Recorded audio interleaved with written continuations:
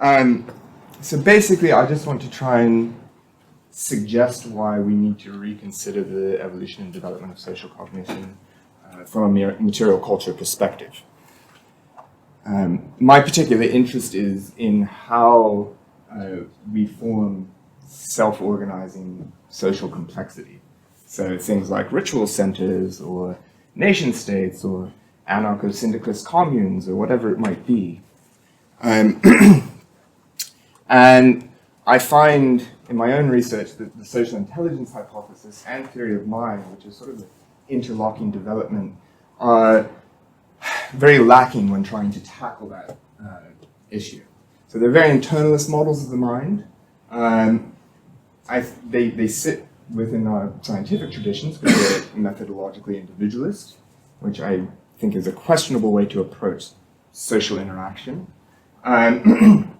And I think on a philosophical level, without going too deeply into it, that part of the big problem is that it makes the assumption that information from the environment is transformed through our perception systems into propositional content via computations that run over representations. This is probably as deep on that issue as I'm going to go for now, but I think that's a very suspect model for thinking about, how we think.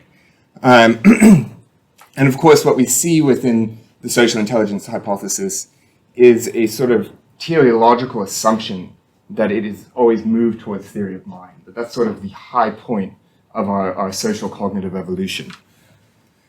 So of course, I'm sure everybody's particularly familiar with the social brain hypothesis. One of the issues with this, of course, we see Dunbar's number, is that when you assume that the brain is an information processor and that we're trying to have all this propositional content in our heads, that you get these limits on the amount of information we can process. And yet, of course, we see this incredible sort of scalar plasticity in human social relationships. We're constantly flitting back and forth. I think one of my favorite examples personally, just because it's recent, was when the NFL player, Kaepernick, was kneeling, right? You actually see all these sort of tensions that people can flip through, right? You got your home team, but you have your identity as a white person. You might be sitting in your company seats with your family, right? So we're constantly negotiating and transitioning and transforming between these sort of different intersubjective realities. So of course, theory of mind says that we do that basically as spectators, right? I know that you know that she knows that he knows that they believe that, on and on and on. The problem with this is that it leads to what we call the frame problem, or frame paradox, which is that in any well-connected, dense society, it's going to become endlessly recursive, right? So we've got 100,000 people in the stadium, let's say. I'm probably radically overestimating that. And somehow you're supposed to, recursively, propositionally be able to manage all those relationships, much less a few billion humans on Earth. And basically, both social intelligence and theory of mind set us into a game theory logic, right, where we're constantly acting in the third person, we're, these sort of profit-maximizing individuals. And I think the other big theoretical issue with that for me is that when we actually experience social interaction, it's second person, right? It's I and you, right? Yes, of course, we have third-person experiences, but I don't think that's the dominant mode in which we actually experience our social realities. That didn't come out. So basically, I want to suggest that we look at our material culture as a problem of cognitive developmental niche construction, to borrow from Carolus Stotz, that has basically reframed or transformed the way in which social interaction emerges. And so what I want to go through first is the evidence that we see in our development that our social cognition develops through these action perception systems. So, it's quite clear when you look at it that we evolved in group living contexts were materially mediated. And there's a number of things within the neuroscience and cognitive science that supports this, right? So we see that early on in the womb, I think by 6 months, I think it was second trimester, it might have even been a little earlier, that fetuses will preferentially turn to face-like patterns. So there's already a sort of action perception system in there that's just like attention capture with faces. And within hours of birth, I think up to, it's been measured with up to 1 hour of birth, that a infant will mimic the expressions on an adult. What's interesting about that is that it shows that our sort of bodily perception systems are immediately resonant with those around us, right? We actually have this sort of inbuilt schematic mirroring almost that's clearly non-propositional. So, as you develop in your childhood over the first few years of your life, you first start fixating on faces, then you start gaze following, then you start engaging in things like declarative pointing, and then you start to actually engage in pragmatic interactions, right?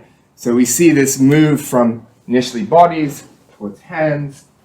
We all know that gesture, as here I am wildly gesticulating, is involved heavily in our communication, and that is immediately, it's directly then moves into material engagement.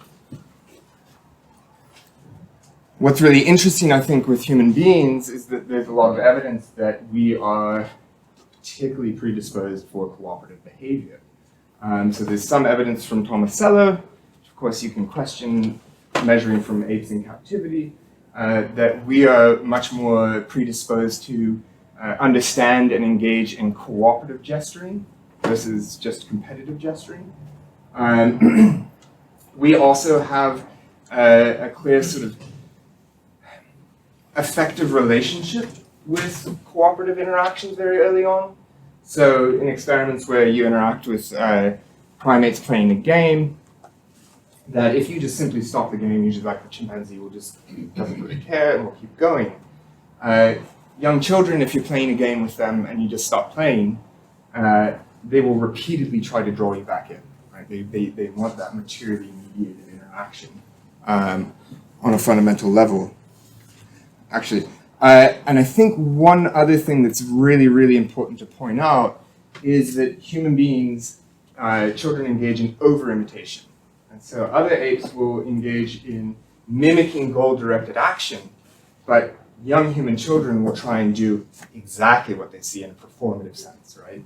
In terms of the movement of their bodies, the way in which they express themselves, on and on.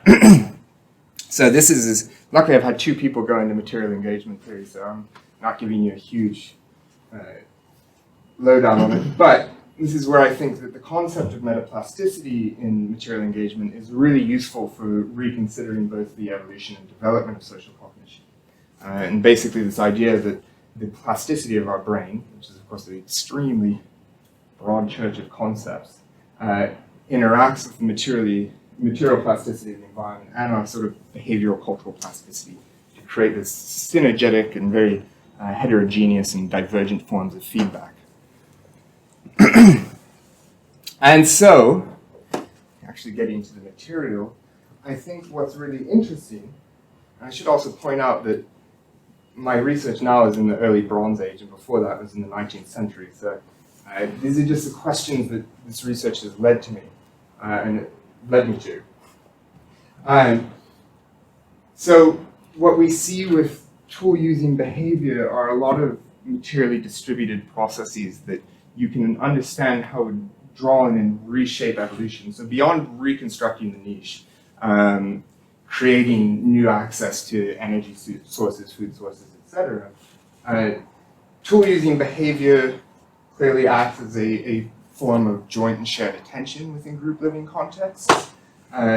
You can understand how that draws you into a multi-sensory reality with others through things like the sound of napping. I think that it's very, very interesting that we understand from the various fMRI studies and such that when you're engaging in sort of tool-using behavior as such, that not only is the object being incorporated into the sort of physiology of the body, into the phenotype, but it's also activating the areas in the brain that are involved in identification, proprioception, body schema, being different from proprioception, being sort of your sense of the body, or body concept, as well as the ability to individuate between self and other. So in that sense, the material object itself, such as a stone hand axe, actually suggests a form of particle intersubjectivity, right? That I can create this thing and incorporate it in myself, and then I can also kind of share it around and relate to it, which I think also has some very interesting implications on concepts of value. And so I think that this gives maybe some insight into the role of material, the early record of material culture, in that we can start to think of a non-representational sort of evolutionary semiotics, if you will. So the stone tool in of itself can become a sort of secondary icon, right, that indicates a person or the idea of something that humans do. There are also clearly indexical signs. That is, like a smoke indicates fire. Seeing a debitage site, seeing the stone tool actually indicates the process of its creation. So how did that go? So what's interesting to me is that when we look at the earliest record of the Australopithecines and Autoanthropus, we're seeing that they're moving in ranges about 15 kilometers. It's quite extensive for a small ape. And that they are doing this they're going to preferred sources to select for the material. They're producing it in a different site, and then they're butchering in another site. So not only are you seeing some sort of conception of materially embodied value, right? That's actually a resource that is worth traveling to get. You're getting things that imply concepts of like territorial range and identification, right? That if you see a production site, you probably know that that's created by something like you, right? It's not being made by elephants or lions. Likewise, that creates the possibility for starting to think in some non-propositional level in terms of group identities, right? That this is, here's definitely a stone production site. This is definitely hominin, but this ain't us, right? Anyway, that's basically what I've got. I just really wanted to get to the idea that there's an approach to material culture that I think makes our understanding far more robust, and that we can start to think about social cognition, not so much as how individuals think about others, but how we start to think with each other, right? And actually, social cognition is a collective process, and yes, a component of that is thinking about other people, but it's also things like gathering. So when you're together and you're making stone tools together, you're actually in a sort of embodied, multi-sensory, embedded and extended process that is, social. It's even musical in a sense. And that maybe in this sense you kind of get a semiotic and